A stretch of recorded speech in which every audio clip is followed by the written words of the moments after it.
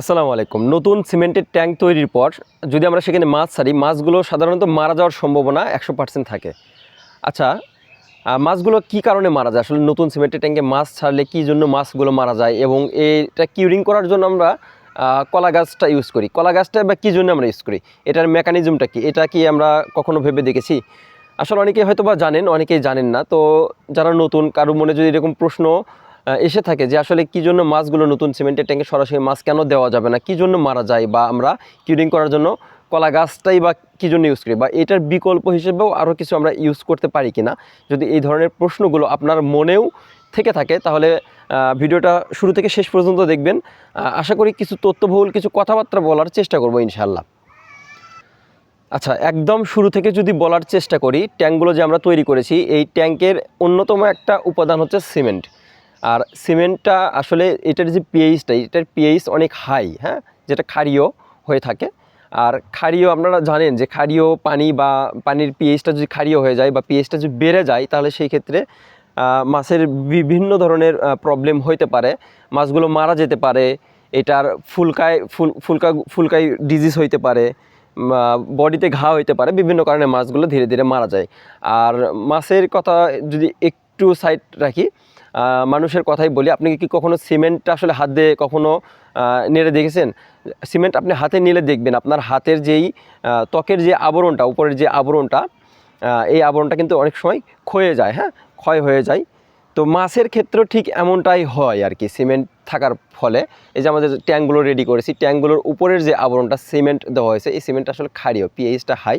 তো আচ্ছা, এটাতে পরিত্রাণ পাওয়ার আসলে উপায় কী? আমরা এটা থেকে পরিত্রাণ পাওয়ার উপায় হচ্ছে একটাই, সেটা হচ্ছে যে উপরের আবরণটা যেহেতু ক্ষারীয় হয়ে আছে, ট্যাঙ্কটা যেহেতু আপনার ক্ষারীয় হয়ে আছে, তাহলে ক্ষারীয় উপাদানটা কমাইতে হবে এবং পিএইচ লেভেলটা যেটা হাই হয়ে আছে, পিএইচ লেভেলটা লো করতে হবে। পিএইচ লেভেলটা লো করার জন্য আমাদেরকে যেটা প্রথমে করতে হবে সেটা হচ্ছে যে ট্যাঙ্কগুলোতে পানি রেখে দিতে হবে। প্রথমে 4 থেকে 5 দিন পানি রাখতে হবে।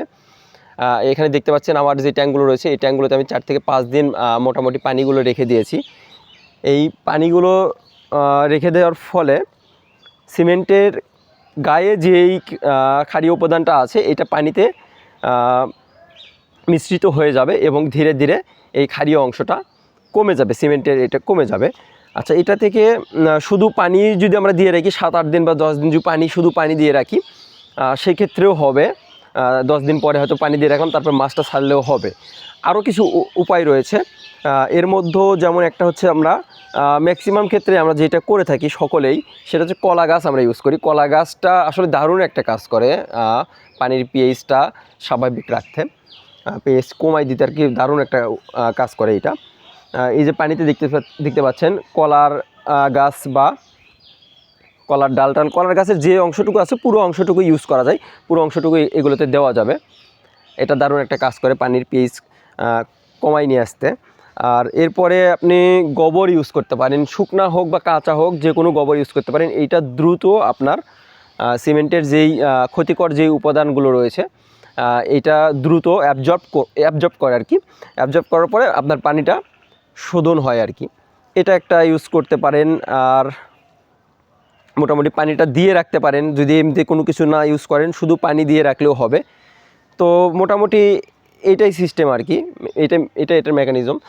পানিটা কিউরিং করলেন, তো এখন বিষয় হচ্ছে কিউরিং করার পরেই মাছটা ছাড়বেন কিনা। আসলে না, এই কলার গাছটা দিয়ে রাখলেন, তারপর পানিটা কিউরিং হলো, পরিষ্কার হয়ে গেল, আপনার ট্যাঙ্কটা বিষমুক্ত আর কি হয়ে গেল। তো তারপরে যেটা করতে পারেন সে হচ্ছে আপনি পুরো ট্যাঙ্কটা পরিষ্কার করতে হবে। পুরো ট্যাঙ্কটা পরিষ্কার করার পরে এটাতে যে পটাশিয়াম পারম্যাঙ্গানেট যেটা রয়েছে, এটা দিয়ে আমরা পুরো ট্যাঙ্কটা পরিষ্কার করে দেবো আবার, কারণ এখানে আবার ক্ষতিকর কোনো জীবাণু থাকতে পারে, আবার সেই জীবাণুটাও যেন না থাকে। এর জন্য পটাশিয়াম পারম্যাঙ্গানেট দিয়ে আমরা পুরো ট্যাঙ্কটা ধুয়ে পরিষ্কার করে নেব। এরপরে আমরা পানি দেব। পানি দিয়েও আমরা সরাসরি মাছটা ছাড়বো না, পানি দেওয়ার পরেও মোটামুটি 3 থেকে 4 দিন আমরা ওয়েট করব। ট্যাপ ওয়াটার, যে নর্মাল যে ট্যাপ ওয়াটার রয়েছে, এই পানিগুলোই আমরা সাধারণত ইউজ করব। 3 থেকে 4 দিন ওয়েট করার পরে, পানি দেওয়ার পরে ওয়েট করার পরে এখানে এখন একটা বিষয়, সেটা হচ্ছে বেনিফিশিয়াল কিছু আপনাকে ব্যাকটেরিয়া গ্রো করতে হবে আপনার ট্যাঙ্কগুলো থেকে বা আপনার পানিতে কিছু বেনিফিশিয়াল ব্যাকটেরিয়া গ্রো করতে হবে। এই বেনিফিশিয়াল ব্যাকটেরিয়াগুলো গ্রো করার জন্য যেটা আপনাকে করতে হবে সেটা হচ্ছে পুরাতন যেই পুকুর বা পুরাতন যেই পানিগুলো রয়েছে এখান থেকে কিছু পানি ট্যাঙ্কগুলোতে অ্যাড করতে হবে। আপনার পুকুরের পানি যদি না পেয়ে থাকেন, তাহলে যদি আপনার বাসা বাড়িতে অ্যাকুরিয়াম থাকে, অ্যাকুরিয়ামের যেই পুরাতন পানিগুলো রয়েছে, অ্যাকুরিয়ামের পুরাতন পানিগুলোও চাইলে ইউজ করতে পারেন।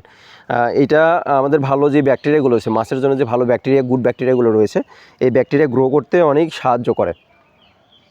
আর এরপরে আপনার পানিটা ন্যাচারালিভাবে যদি মাছগুলো আর একটু খাবারের ব্যবস্থা করতে পারেন বা একটু মাছগুলোকে সুস্থ রাখতে পারেন, তাহলে জুপ্লাঙ্কটন বা ফাইটোপ্লাঙ্কটন টাইপের একটা বিষয়গুলো থেকে যায়। জুপ্লাঙ্কটন বা ফাইটোপ্লাঙ্কটন গ্রো করলে তখন দেখা যাচ্ছে কি মাছগুলো মোটামুটি আলহামদুলিল্লাহ প্রাকৃতিকভাবেই অনেক সুস্থ থাকে, ভালো থাকে এবং গ্রোথগুলো ভালো আসে। তো এই হচ্ছে বিষয়। আর যেটা ভিডিওর শুরুতে মানে যে বিষয়টা দিয়ে শুরু করছিলাম আর কি, যে ট্যাঙ্কটা আসলে আমাদের বিষমুক্ত করা প্রয়োজন। আর বিষমুক্ত করার যে প্রসেসগুলো রয়েছে এটা বলে দিলাম। আর কী জন্য আমরা কলা গাছ সাধারণত ইউজ করি, আমরা অনেকে হয়তো জেনে না জেনে অনেকে ইউজ করি। আসলে আমার মনেও আসলে অনেক আগে প্রশ্ন আসতো যে আসলে কলা গাছটা কী জন্য আমরা আসলে ইউজ করি, কলা গাছের উপকারিতাই দাবাই কী।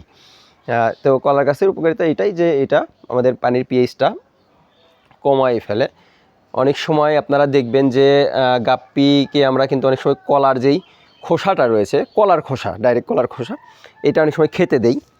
হ্যাঁ, তো কলার খোসা খাই গাপ্পির জন্য বেশ উপকার, শরীরের জন্য ভালো, তবে বেশি পরিমাণে দেবেন না। কারণ আপনার পানির পিএইচটা যদি স্বাভাবিক থাকে, স্বাভাবিক অবস্থায় কিন্তু আবার কলার খোসাটা দিন না, তখন আবার কিন্তু পিএইচটা কিন্তু আবার ফল্ট করবে, পিএইচটা কমায় ফেলবে, তখন একটা বিপত্তি সৃষ্টি হইতে পারে।